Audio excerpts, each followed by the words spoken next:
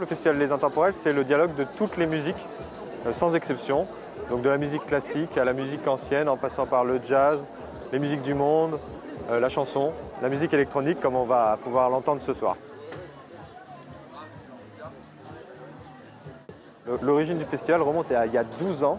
Il s'appelait le Festival Debussy, donc il était consacré à un compositeur qui s'appelle Claude Debussy, donc un grand compositeur de musique française.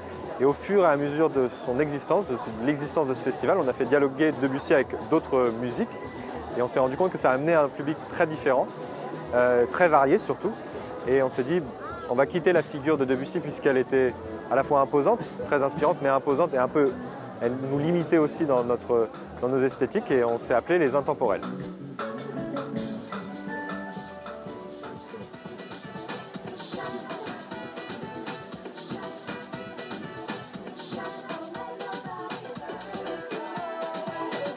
On est une équipe qui travaille tout au long de l'année, qui fait des actions de médiation, d'autres concerts. On ne fait pas que le festival.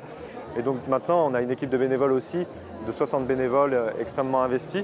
Donc oui, on peut être fier de se dire que ce festival est très enraciné à la fois sur le territoire à Argenton-sur-Creuse, mais aussi qui rayonne au-delà des frontières du département, puisqu'on est à peu près à 50% de personnes venant du département de l'Indre et 50% venant de l'extérieur du département de l'Indre.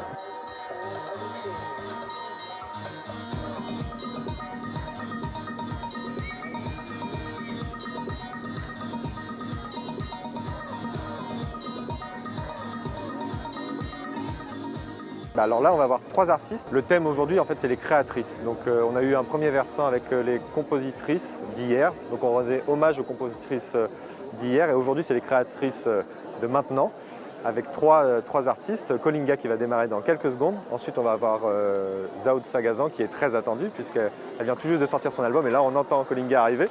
Et après, on va terminer par Romane Santarelli qui est une artiste de musique électronique qu'on est très heureux d'accueillir.